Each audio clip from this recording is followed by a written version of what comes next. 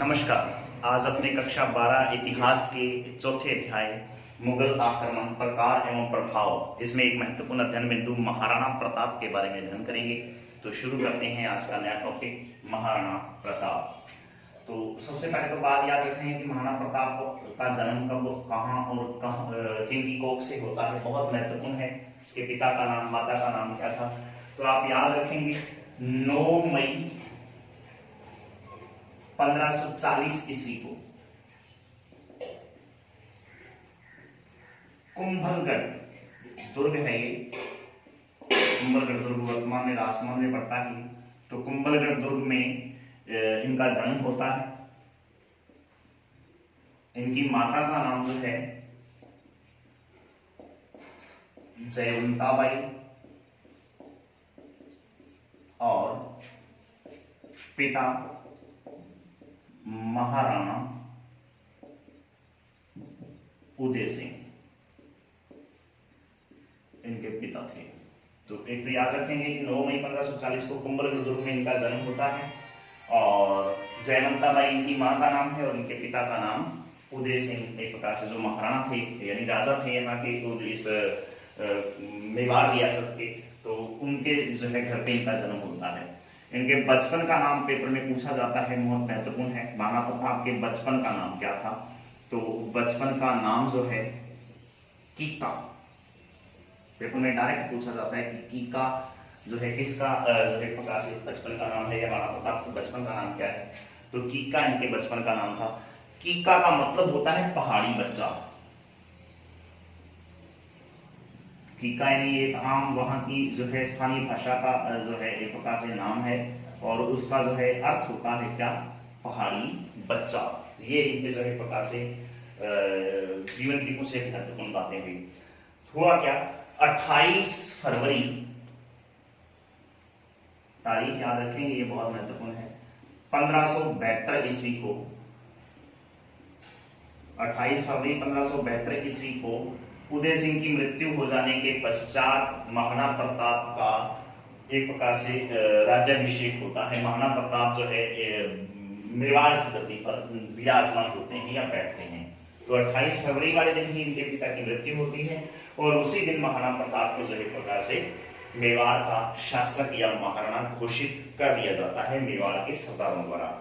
तो पूरी बात क्या है कि प्रताप जो है एक प्रकार से शासक बनता है और जो इतिहास में महाराणा प्रताप के नाम से जो है एक प्रकार से इतिहास में प्रसिद्ध हुआ। इनका जन्म अपने बात कर चुके हैं। एक खास बात याद रखेंगे कि महाराणा प्रताप का जो राज्याभिषेक है वो गोगुंदा नामक स्थान जो उदयपुर में है, गोगुंदा एक जगह का नाम है, गोगुंदा उदयपुर में, वहां पर इनका जो है प्रकार से क्या है कि राज्याभिषेक होता है। यानी कहने का मतलब जिस दिन इनके पिता की मृत्यु होती है तो वो अपने पिता के साथ कुंभलगढ़ दुर्ग में नहीं है, चित्तौड़गढ़ में भी नहीं है, और गोगुंदा नामक स्थान पर वो जो है प्रकार से था और वहीं पर गोगुंदा में इसका राज्याभिषेक हो जाता है महाराणा प्रताप का उसी दिन। उसके अलावा जो है खास बात यह है कि महाराणा प्रताप ने अकबर की लीनता स्वीकार नहीं की। अकबर ने बहुत जो है प्रकार से प्रयास किए महाराणा प्रताप को मनाने के कि मेरी अधीनता स्वीकार कर ले, लेकिन प्रताप ने उसकी अधीनता स्वीकार नहीं की। अब अधीनता स्वीकार करवाने के लिए अकबर उसके पास अलग अलग लोगों को भेज रहा है और उसको मनाने के लिए, ताकि एक प्रकार से युद्ध की स्थिति पैदा न हो और वो जो है उसकी अधीनता स्वीकार कर ले। लेकिन अकबर जो है प्रताप जो है टस से मस नहीं हुए। तो अकबर ने प्रताप के खिलाफ या प्रताप के पास एक प्रकार से 4 लोगों के अलग अलग समय पे जो है क्या है कि शिष्टमंडल भेजे हैं। अकबर ने अधीनता के लिए, अधीनता स्वीकार करवाने के लिए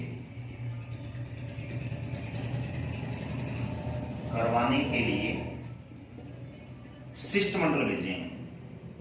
यानी जिसको अपने यूं मान लो कि एक प्रकार से बातचीत करने के लिए 4 लोगों को भेजा है, शिष्टमंडल भेजे, और वो 4 अलग अलग लोगों द्वारा जो है भेजे गए थे। वो 4 लोग कौन है आपको क्रमानुसार याद रखने हैं। उसका एक ट्रिक है, यदि वैसा याद करो तो आप वैसे कर लो, वरना सीधा भी आप याद कर सकते। 4 लोगों का नाम है जमा भट्टो, जमा भट्टो, ये 4 लोगों के नाम है इसमें। जमा में जय से हो गया जलाल खां, जलाल खां। दूसरा है मां से मान सिंह, जो कि मान सिंह एक प्रकार से कछवाहा राजवंश का एक शासक था और इस अकबर के जो है नवरत्नों में भी ये व्यक्ति शामिल था। एक प्रकार से आपने जोधाबाई का नाम सुना होगा, उसका भतीजा है ये। और उसके बाद में मान सिंह का पिता है भगवंत दास, तीसरे नंबर पे एक प्रकार से गया जो अधिकता स्वीकार करने, पहले बेटा गया, बाद में तीसरे नंबर पे जो है क्या है कि भगवंत दास खुद जाता है। इसको भगवान दास के नाम से भी जाना जाता है। ये भी एक प्रकार से जयपुर रियासत का शासक रहा है। जयपुर रियासत में इनकी मृत्यु के बाद जो है मान सिंह जो है जयपुर का शासक बनता है। उसके बाद में जो है टोडरमल, जो कि अकबर के नवरत्नों में और उसका जो है एक प्रकार से कानून को ये हुआ करता था। यही मान लो कि एक प्रकार से उसका वित्त मंत्री हुआ करता था। ये कानून को नहीं बोलेंगे, वित्त मंत्री बोलेंगे। तो ये भी एक प्रकार से नवरत्न में जो है एक प्रकार से अकबर के नवरत्नों में शामिल व्यक्ति था। तो ये चार लोग हैं जिनको अकबर अधीनता स्वीकार करवाने के लिए प्रताप के पास भेजता है। जमा भट्टो इनका जो एक प्रकार से ट्रिक है, इसको इस तरीके से याद कर लो। और उसके अलावा जो है जलाल खां, मान सिंह, भगवंत दास और टोडरमल अलग अलग समय पे जो है एक प्रकार से 1572 से लेकर 1573 2 साल के अंदर जो है ये चार लोग समय समय पर उसके पास जाते हैं मनाने के लिए उसको। लेकिन प्रताप जो है एक प्रकार से अधीनता स्वीकार करने के लिए राजी नहीं होते हैं, क्योंकि वीर शिरोमणि और एक प्रकार से स्वतंत्रता प्रिय शासक है प्रताप। इसलिए उसके ने एक प्रकार से किसी अलग जो है शासक की अधीनता को स्वीकार करना मुनासिब नहीं समझा, अच्छा नहीं समझा अपने राज्य की, अपने प्रजा की जो है भलाई के लिए। तो उसने जो है एक प्रकार से इसकी अधीनता स्वीकार नहीं की। अब जब अधीनता स्वीकार नहीं की है तो अकबर ने जो है फिर एक प्रकार से युद्ध का सहारा लिया और विश्व का इतिहास प्रसिद्ध एक प्रकार से युद्ध होता है फिर। हालांकि ये युद्ध जो है एक प्रकार से निर्णायक युद्ध नहीं कहा जा सकता, लेकिन फिर भी जो है इस युद्ध की स्थिति इस तरीके की है कि इस युद्ध को इतिहास में बहुत महत्वपूर्ण जो है याद किया जाता है। नाम है इस युद्ध का हल्दी घाटी का युद्ध।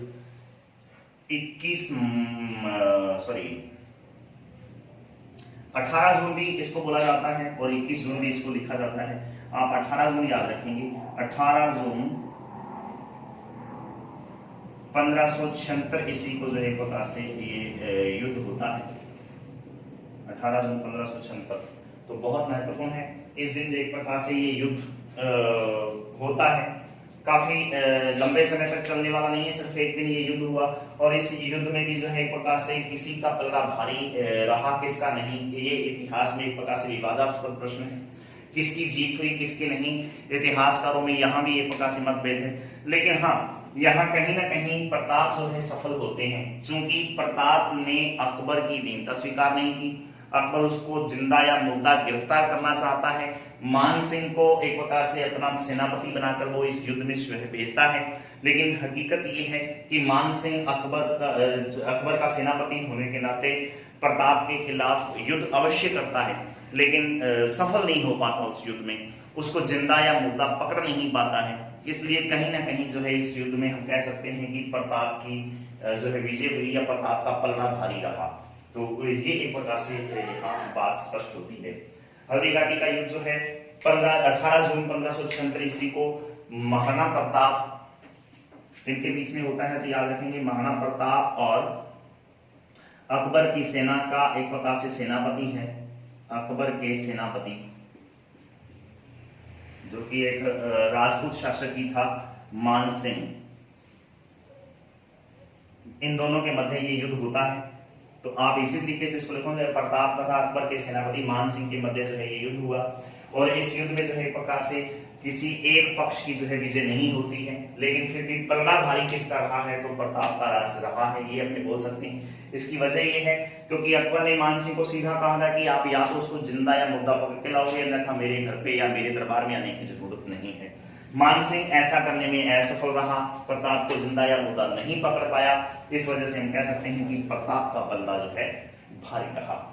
जी हाँ, तो उसके अलावा जो है खास बात यह है कि ये मुगलों और मेवाड़ के मध्य ये युद्ध हुआ है। और इस युद्ध में एक महत्वपूर्ण जो है बात है कि मुगल सेना का नेतृत्व तो मान सिंह कर रहा है और इसके अलावा जो है एक खास बात यह है कि इस सेना में आसफ खां नाम का एक व्यक्ति और है जो इस मान सिंह का साथ दे रहा है। तो मान सिंह और आसफ खां ये दो लोग हैं जो एक प्रकार से एक इस मुगल सेना का नेतृत्व कर रहे हैं।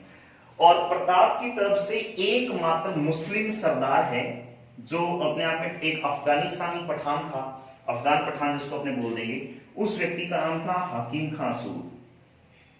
हाकिम खां सूर या सूरी। तो हाकिम खां सूर एकमात्र मुस्लिम सरदार था जो प्रताप की तरफ से अकबर के खिलाफ या उसके विरुद्ध लगा था। तो बहुत महत्वपूर्ण है। दो युद्धों की बात बताता हूं। खानवा के युद्ध में भी ऐसा हुआ था कि बाबर के खिलाफ एक प्रकार से राणा सांगा की ओर से क्या नाम है उसका, एक व्यक्ति जो है मुस्लिम सरदार था जो उसके खिलाफ लड़ा। और दूसरा जो है ये है प्रताप की तरफ से हाकिम खां सूर जो है वो क्या कि अकबर की सेनाओं के खिलाफ लड़ता है।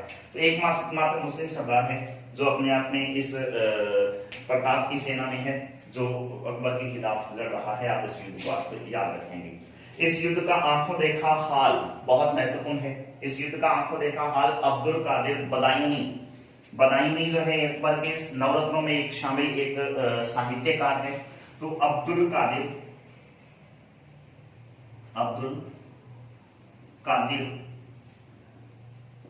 बदायूनी नाम का एक फारसी कवि है, फारसी साहित्यकार है। इस साहित्यकार ने एक प्रकार से क्या है कि इस हल्दी घाटी के युद्ध का आंखों देखा हाल जो है मुंतखाब उल तारीख नामक अपनी पुस्तक में लिखा है। तो मुंतखाब उल तारीख जो है एक प्रकार से अब्दुल कादिर बदायूनी द्वारा लिखी गई एक महत्वपूर्ण ऐतिहासिक घटनाओं का एक संग्रह है। और उस जो है काव्य संग्रह में जो है हल्दी घाटी के युद्ध का एक आंखों देखा हाल लाइव टेलीकास्ट एक प्रकार से लिख रहा है। हुआ क्या कि इस युद्ध में जो है पहाड़ी क्षेत्र में ये युद्ध हो रहा है और पहाड़ी क्षेत्र में कहीं ऊंचे पेड़ पे जाके जो है ये बैठ जाता है और नीचे युद्ध हो रहा है। उस युद्ध को जो है प्रकार से ये लिखता जा रहा है कि क्या क्या महत्वपूर्ण घटनाएं इस युद्ध में हुई हैं। उन सब घटनाओं का वर्णन जो एक प्रकार से ये जो है करता जा रहा है इस युद्ध में। तो इस युद्ध में आसफ खां ने जो है प्रकार से अप्रत्यक्ष रूप से जिहाद की संज्ञा ली थी। आसफ खां जो अपने आप में ये युद्ध का संचालन करने वाला मान सिंह का सहायक एक प्रकार से सेनापति था, इसने इस युद्ध को अपने आप में अप्रत्यक्ष रूप से जिहाद की जो है संज्ञा ली। जिहाद का मतलब क्या होता है, तो अपने धर्म की रक्षा के लिए किया गया जो युद्ध होता है उसको जिहाद के नाम से जानते हैं। ये बात अपने पहले भी कर चुके हैं। इस युद्ध में बीता, पाली में एक जगह का नाम है बीता, उस बीता के झाला मान ने, बीता का एक झाला मान वहां का एक सैनिक था, सेनापति है ये। बीता जगह का नाम है, झाला बीता इसको बोला जाता है। बीता जो पाली में एक जगह का नाम है, बीता के झाला मान सिंह भी इसको बोल सकते हैं। इस झाला मान ने जो है अपने प्राणों की आहुति देके प्रताप को जो है प्रकार से जीवित इस युद्ध से बाहर निकाल दिया। हुआ क्या कि जब अकबर का सेनापति मान सिंह मर्दाना नामक हाथी पे बैठ के जो है एक प्रकार से युद्ध का संचालन कर रहा था और महाराणा प्रताप अपने प्रिय घोड़े चेतक पे बैठ के जो है इस युद्ध को संचालित कर रहा है और युद्ध में खुद भाग ले रहे हैं। प्रताप के घोड़े चेतक ने देखा कि मान सिंह एक बड़े हाथी के ऊपर जो है आकर सामने एक प्रकार से उसके आ रहा है।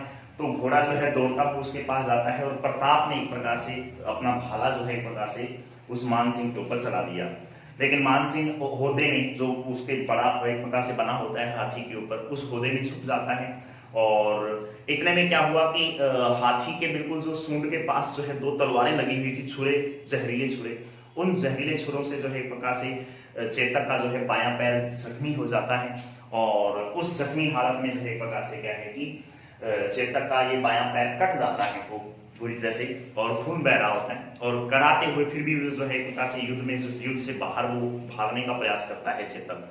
और इतने में जो है प्रताप भी जो है अपने आप में मुस्लिम सेना से घिर जाते हैं और फिर झाला मान ने जो है एक प्रकार से उनको वहां से निकालने का प्रयास किया और निकाल भी दिए। और प्रताप जो है मूर्छित हो जाते हैं, बेहोश हो जाते हैं और उनको मूर्छित अवस्था से जो है उनके सैनिकों के साथ जो है उनको बाहर निकाला जाता है उनके अंगरक्षकों के साथ। उनको बाहर निकाला जाता है। और झालामान ये जो है जिस व्यक्ति की बात करें, इस व्यक्ति ने महाराणा प्रताप का मुकुट और उसका छत्र जो है धारण किया ताकि मुगल सेना जो है प्रकार से के खिलाफ लड़ रही राजपूत सेना के हौसले पस्त न हो। तो इसलिए झालामान को जो है प्रकार से मुस्लिम सेना ने प्रताप समझकर उसको मार डाला, लेकिन उनको बाद में पछतावा हुआ कि ये व्यक्ति कोई और है, प्रताप नहीं है। तो झालामान ने अपने प्राणों की आहुति देकर एक प्रकार से प्रताप को उस युद्ध से जीवित बाहर निकाल लिया था। इसके अलावा जो है खास बात यह है कि इस युद्ध में जो है प्रकार से क्या हुआ कि घायल होकर महाराणा प्रताप का प्रिय घोड़ा चेतक जो था वो शहीद हो जाता है, देहांत हो जाता है उसका, क्योंकि वो घोड़े की है बाईं टांग जो है जख्मी हो जाती है और खूब खून बहता है। तो इस वजह से जो है प्रकार से क्या है कि उसकी वीर गति को प्राप्त हो जाता है। उसके अलावा जो है खास बात है कि इस युद्ध में अंततः किसी भी खास पक्ष की विजय नहीं होती, कोई भी पक्ष जो है इसमें जो है निर्णायक तौर पे जिसमें इस युद्ध में किसी की विजय नहीं हो पाती है। आगे है कि इस युद्ध के पश्चात प्रताप ने प्रारंभ में कुंभलगढ़ को अपना केंद्र बनाया और उसके पश्चात जंगल में चावंद नामक राजा को, चावंद एक जगह का नाम है, उस चावंद नामक स्थान को जो है ये अपने आप में अपनी राजधानी बनाता है प्रताप। क्योंकि इस युद्ध में एक प्रकार से घायल हो जाते हैं और भागने का प्रयास रहे, उनको जो एक प्रकार से युद्ध क्षेत्र से बाहर हो जाते हैं, भाग नहीं रहे लेकिन युद्ध क्षेत्र से बाहर हो जाते हैं। और उसके बाद में जो है चित्तौड़गढ़ के ऊपर से उसका अधिकार, हालांकि 1567 से पहले से एक प्रकार से उसको हटाया जा चुका है। उसकी राजधानी जो गोमुंदा उन्होंने बनाई थी, तो वहां से भी एक प्रकार से वो बेदखल हो जाते हैं। तो फिर जो है जंगल में एक जगह का नाम है चावंद जो कि चित्तौड़गढ़ में पड़ता है, वहां पर जो है प्रकार से क्या है कि ये उस जगह को अपनी राजधानी बनाती हैं, अस्थायी राजधानी है ये, और काफी समय तक जो है उसके एक प्रकार से वहां से अपने राज्य का संचालन वो करते रहते हैं। और मुगलों के विरुद्ध जो है इस युद्ध के बाद उन्होंने संघर्ष किया है, इस हल्दी घाटी के युद्ध के बाद। फिर है कि महाराणा प्रताप को उनके पूर्व मंत्री भामाशाह ने अपनी सारी संपत्ति देकर मुगलों के विरुद्ध लड़ने के लिए प्रेरित किया। इसलिए जो है आज भी अपने यदि किसी दानी व्यक्ति को देखते हैं तो हम उसकी उपमा उस भामाशाह नामक व्यक्ति से करते हैं। भामाशाह जो है एक प्रकार से उसके प्रिय मित्र रहे हैं प्रताप के, और उम्र में भी काफी बड़े थे।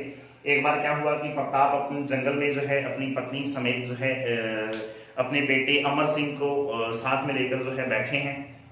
अमर सिंह के पास एक सूखी जो है एक प्रकार से रूखी रोटी है और वो खा रहा है कहीं दूर जगह पे बैठ के, और उदबिलाव एक जंगली बिल्ली होती है, वो उदबिलाव जो है उसके हाथ से वो रोटी छीन के जो है भाग जाता है। ऐसा एक किंवदंती है, ऐसी कथा प्रचलित है। तो अब उस दृश्य को देखकर प्रताप जो है रो पड़ता है कि मैं अपने राजा होते हुए अपने बेटे की सुरक्षा नहीं कर पा रहा हूँ, अपने बेटे को खाना तक जो है प्रकार से सही तरीके से नहीं दे पा रहा हूँ, तो कैसा राजा हूं मैं फिर। तो एक प्रकार से उसकी अधीनता स्वीकार करने के लिए, अकबर की अधीनता स्वीकार करने के लिए वो जो है एक प्रकार से तैयार हो जाता है। लेकिन तभी जो है पता चलता है इस भामाशाह नामक इस व्यक्ति को, उनके मित्र को, कि प्रताप जो है अकबर की नेता स्वीकार कर रहा है। तो एक प्रकार से फिर जो है उसने अपनी सारी संपत्ति और अपना सब कुछ एक प्रकार से इस प्रताप को दे दिया और ये कहा कि आप जो कर रहे हो वो अच्छा है और आपको जो है हमेशा याद रखा जाएगा इतिहास में। और ऐसा हुआ भी। फिर जो है सारी संपत्ति देकर उस भामाशाह ने अपने इस अकबर के खिलाफ जो है संघर्ष को जारी रखने के लिए प्रताप को प्रेरित किया। जी हाँ, आप अच्छी तरह से इसको जो है याद करेंगे। फिर सन 1582 ईस्वी में जो है अकबर ने अब्दुल रहीम खान खाना और जगन्नाथ कछवाहा, अब्दुल रहीम खान खाना और जगन्नाथ कछवाहा को जो है प्रकार से, ये जगन्नाथ कछवाहा जो है आमेर रियासत का एक जो है सेनापति है। इन दोनों को जो है प्रकार से प्रताप के खिलाफ सैनिक अभियान में भेजा।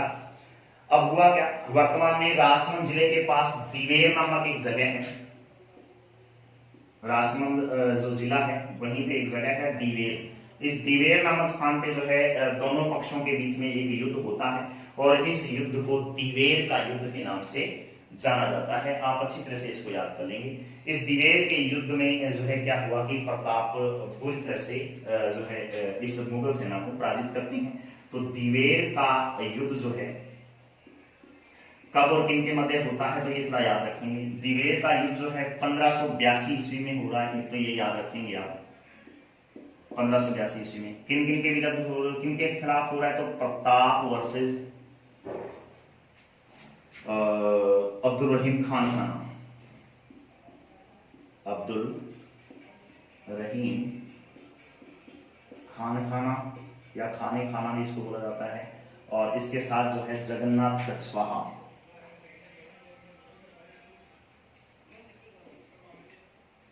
जगन्नाथ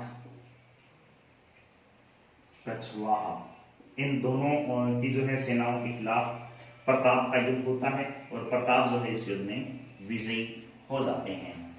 एक इतिहासकार है James Tod, colonel James Tod, उन्होंने 1829 ईस्वी में एक पुस्तक लिखी Annals and Antiquities of Rajasthan, जिसमें राजस्थान के इतिहास और कला संस्कृति के बारे में उन्होंने चर्चा की है। उस पुस्तक में हल्दी घाटी के युद्ध और इस दिवेर के युद्ध के अलग अलग नाम दिए हैं। हल्दी घाटी के युद्ध को उन्होंने जो है मेवाड़ की थर्मोपोली के नाम से जाना है, मेवाड़ की थर्मोपोली।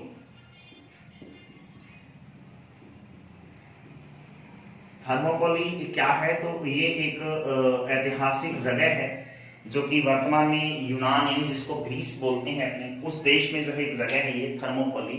उस थर्मोपोली के जगह पर जो है एक बहुत बड़ी डैरियस फर्स्ट की सेना, डैरियस फर्स्ट यानी जिसको दारा प्रथम के नाम से जानते हैं, जो ईरानी राजा था, उस ईरानी राजा की बड़ी सेना को 490 ईसा पूर्व में जो है एक प्रकार से क्या है कि थर्मोपोली के 480 ईसा पूर्व में यूनान की 10,000 की सेनाओं ने 1 लाख की दारा प्रथम की सेनाओं को पराजित कर दिया था, और उस युद्ध को थर्मोपोली के युद्ध के नाम से जाना जाता है। ठीक ऐसा ही इस हल्दी घाटी के युद्ध में हुआ, अकबर की बड़ी सेना को पराजित करने का मादा रखा है इस मेवाड़ के इस हल्दी घाटी के युद्ध में प्रताप द्वारा। इस वजह से प्रताप द्वारा लड़े गए मेवाड़ के इस हल्दी घाटी के प्रसिद्ध युद्ध को कर्नल जेम्स टॉड ने मेवाड़ की थर्मोपोली के नाम से पुकारा है। उसके अलावा जो है बात आती है इस दिवेर के युद्ध की, तो इस दिवेर के युद्ध को जो है एक प्रकार से इस कर्नल जेम्स टॉड ने मेवाड़ का मैराथन की संज्ञा दी है, मेवाड़ का मैराथन, तो इस दिवेर के युद्ध को कहा है। अब मेवाड़ का मैराथन क्या चीज है, सेम वही घटनाएं, दारा फर्स्ट की सेनाएं 480 ईसा पूर्व में 490 ईसा पूर्व में इस मैराथन नामक जगह पर जो है प्रकार से अपनी सेना लेके आता है दारा प्रथम, और यूनान के सैनिकों द्वारा जो है प्रकार से उनका सामना किया जाता है। लेकिन इस मैराथन में जो है प्रकार से बड़ी सेना होने के नाते वो हालांकि जीत जरूर जाता है, जिसका नाम है एक प्रकार से दाराफस जो है, लेकिन उसको अपनी सेना का जो है नुकसान बहुत उठाना पड़ता है। ठीक ऐसा ही इस दिवेर के युद्ध में भी हुआ है। दिवेर के युद्ध में प्रताप बड़े आसानी से एक प्रकार से इन अब्दुल रहीम खान खाना और जगन्नाथ कछवाहा की सेनाओं को पराजित कर देता है। जगन्नाथ कछवाहा और खान खाना की जो सेनाएं अर्थात अकबर की सेनाएं हैं उनको बड़ा नुकसान एक प्रकार से इस युद्ध में झेलने को मिलता है। इस वजह से जो है कर्नल जेम्स टॉड ने इस युद्ध को एक प्रकार से क्या कहा है जी, मेवाड़ का मैराथन की संज्ञा दी है। जी हाँ, आप इन दोनों युद्धों को अच्छी तरह से याद कर लेंगे।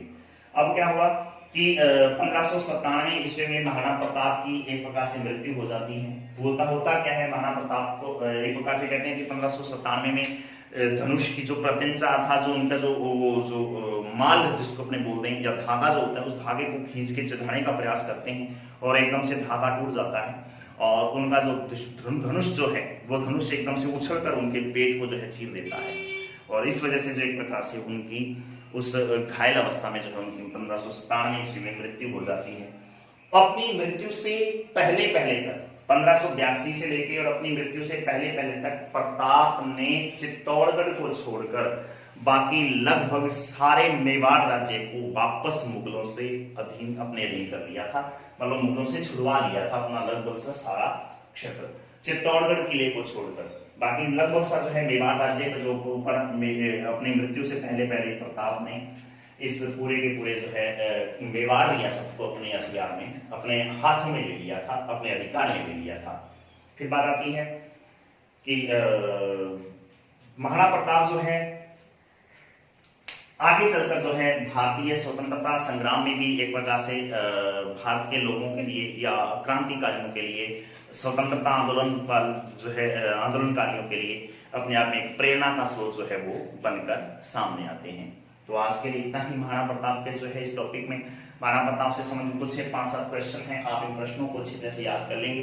पहला प्रश्न है कि महाराणा प्रताप का जन्म कब और कहां हुआ था, आप इस प्रश्न का उत्तर देंगे। दूसरा प्रश्न है अकबर ने प्रताप को अधीनता स्वीकार करवाने के लिए किन लोगों को शिष्टमंडल के रूप में भेजा था, क्रमानुसार उनके नाम बताने हैं आपको। हल्दी घाटी युद्ध कब और किन के मध्य हुआ था, ये आपको बताना है। इसके अलावा हल्दी घाटी युद्ध में प्रताप की ओर से अकबर के विरुद्ध लड़ने वाले एकमात्र मुस्लिम सरदार का नाम क्या था, ये आपको बताना है। और अगला प्रश्न है हल्दी घाटी के युद्ध के बाद प्रताप द्वारा अकबर के विरुद्ध किए गए सफल अभियान कौन कौन से थे, उन अभियानों का उल्लेख आपने करना है। तो इन 5 प्रश्नों को जो है आप इस पूरे लेसन में, इस पूरे वीडियो में जो है आप इनको उत्तर ढूंढ के आप इनको करेंगे। आज के लिए इतना ही, धन्यवाद। जय हिंद, जय भारत।